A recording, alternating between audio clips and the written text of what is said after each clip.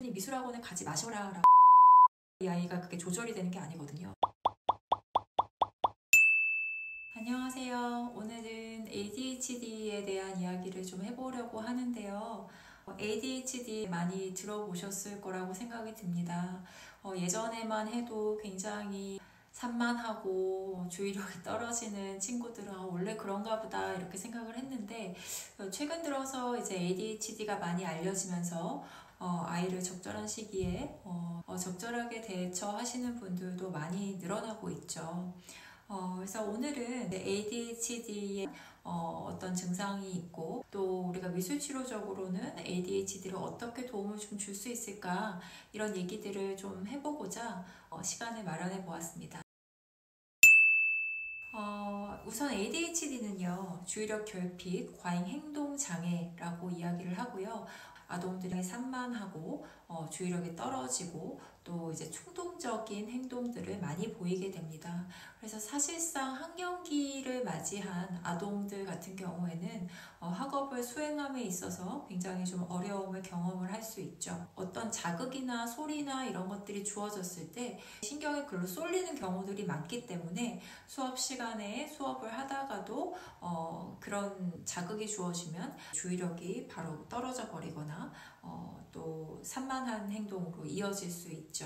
그래서 수업 시간에 이제 아무래도 흐름이 깨지는 경우들이 많기 때문에 ADHD 아동도 어려움을 경험을 하지만, 아동을 양육하고 있는 부모님 같은 경우에도 비난의 대상이 되기가 좀 쉽습니다. 그래서 그런 부분들의 심적 지원도 굉장히 필요할 거라고 생각이 듭니다.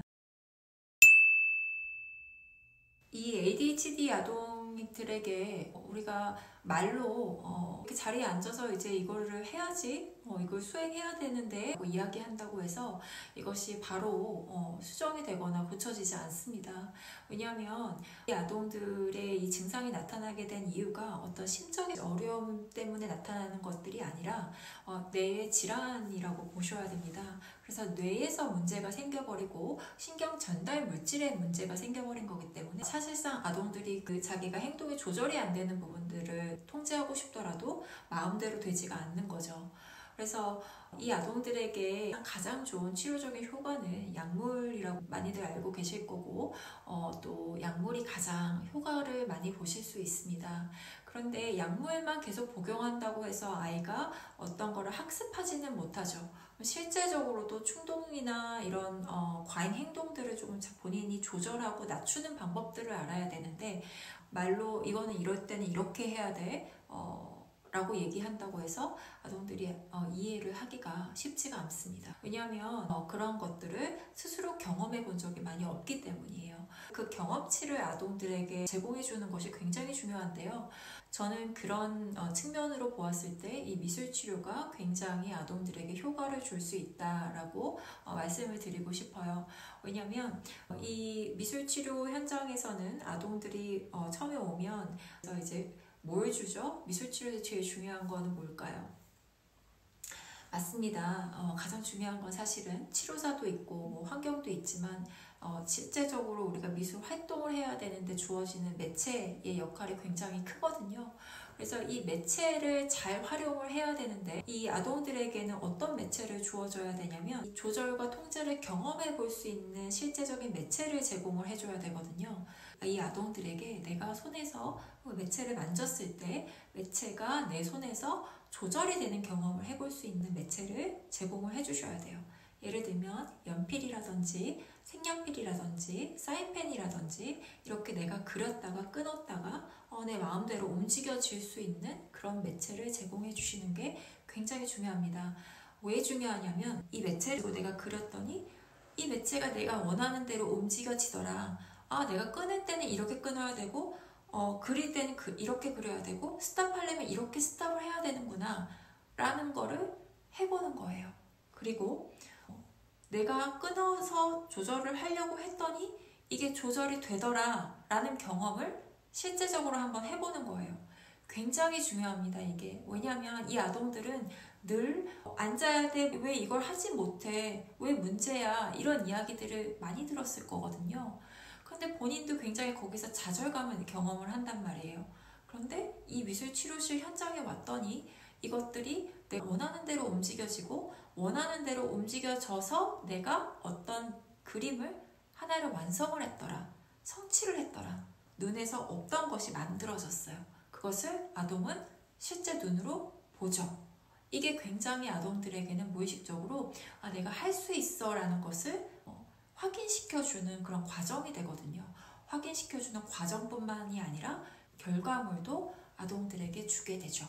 그래서 이런 경험을 해본다는 게 아동들에게는 굉장히 의미가 있을 거라고 보여집니다. 그래서 이 ADHD 아동 같은 경우에는 미술학원을 가지 마셔라 라고 말씀을 드려요. 왜냐하면 미술학원은 아동들이 함께 여러 명이서 수업을 해야 되는 상황들이 발생을 하게 되죠. 그 안에서 선생님들은 수업을 해야 되기 때문에 다양한 매체를 이제 제공을 할 거란 말이에요. 이 아이의 상태를 이해하지 못하고 제공을 할 때 이 아이는 수채화도 만져야 될 것이고 아크릴도 어쩌면 만져야 되고 브러쉬도 만져야 되는데 이런 매체들은 어때요? 굉장히 내가 통제하기가 좀 어려운 매체들이죠.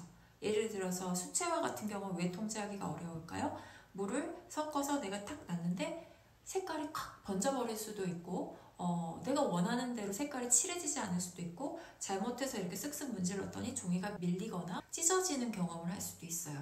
그러면 굉장히 아동들에게는 좌절감으로 경험이 될 수가 있습니다. 그래서 이 ADHD 아동에게는 미술 활동을 원하시면 가급적으로 1대1로 좀 소규모로 먼저 시작을 해보시고 이 아동이 특성을 정확하게 파악할 수 있는 수업을 받으시거나 혹은 미술 치료를 받으시는 것이 적절하다고 보여지지 미술 학원에 그냥 집중력 향상을 해야 돼, 스트레스 풀어야 돼 라고 해서 스트레스를 완화시킨다고 해서 이 아이가 그게 조절이 되는 게 아니거든요. 그래서 그 조절을 학습할 수 있도록 정확한 프로그램을 제시할 수 있는 치료를 받으시는 것이 굉장히 중요합니다.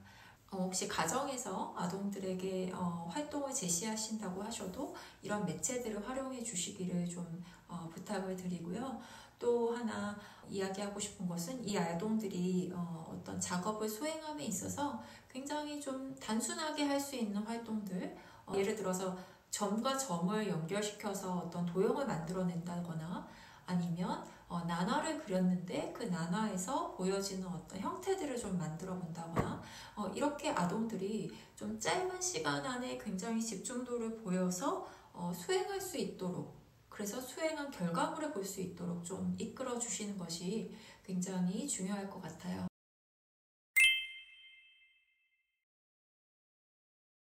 오늘 ADHD 아동에 대해서 우리가 미술치료적으로 어떻게 도움을 줄 수 있을까 이런 이야기들을 나눠보았는데요. 도움이 되셨기를 바라고요. 앞으로도 유익한 내용들로 많이 채워보도록 하겠습니다. 구독과 좋아요, 알림 설정 부탁드립니다. 감사합니다.